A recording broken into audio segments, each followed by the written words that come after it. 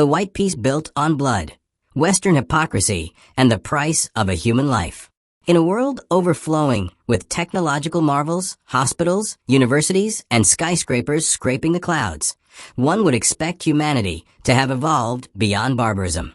We live, or so we are told, in an age of peace and civilization, an age where Europe proudly waves the flag of human rights and America preaches democracy from its polished podiums. Yet behind this carefully curated illusion lies the greatest lie of our time: peace for the West and hell for the rest. How can a human life in Paris, London, or New York be worth more than one in Gaza, Congo, Yemen, Iraq, or Afghanistan? How can the death of a single European spark outrage across headlines, while the slaughter of thousands of African or Middle Eastern children barely earns a line in a report? The answer is as brutal as it is clear. Western peace is built on foreign blood. For decades, the United States and the European Union have disguised imperial greed behind the noble words of freedom, stability, and democracy. But every bomb dropped, every embargo imposed, every puppet regime installed, from the oil fields of Iraq to the cobalt mines of Congo, has been nothing more than a calculated act of economic conquest. These nations have turned the suffering of others into currency. They have turned war into business. Let's speak facts, not poetry. The Democratic Republic of Congo, home to the world's richest mineral resources, coltan, cobalt, and gold, bleeds daily so that Europe can have electric cars and smartphones.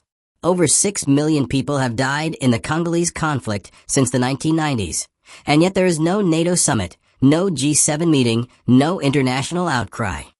Why? Because the killers aren't terrorists. They're corporations. Palestine, occupied for 77 years, continues to endure genocide broadcasted in real time.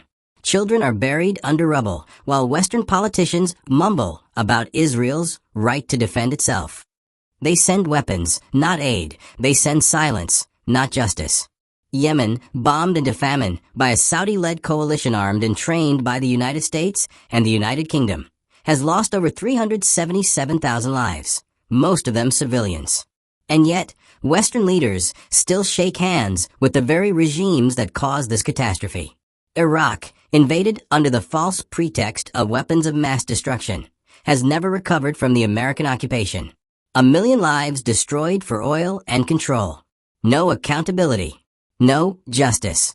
Afghanistan, abandoned after 20 years of military occupation, lies in ruins.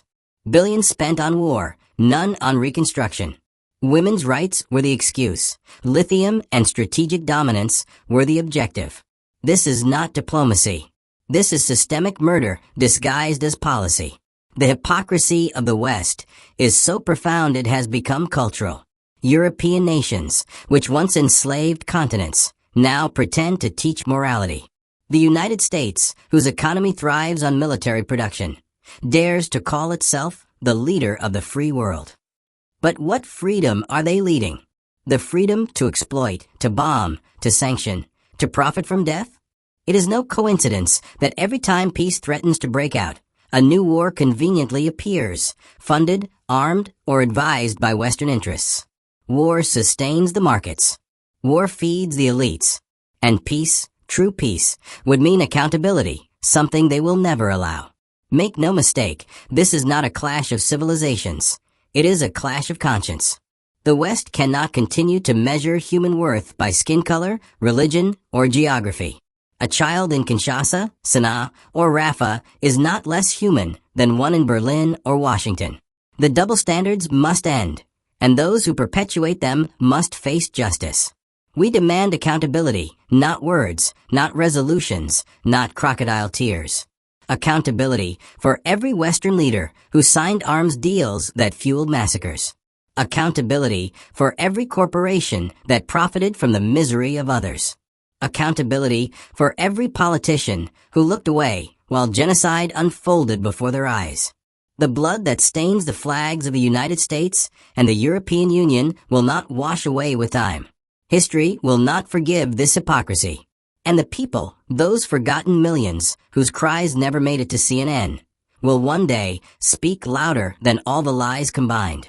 Until then, every European Parliament, every American Congress, every so-called defender of democracy must be reminded, your peace is not peace, it's theft. Your stability is not stability, it's domination. Your silence is complicity. Justice is not optional. It is overdue.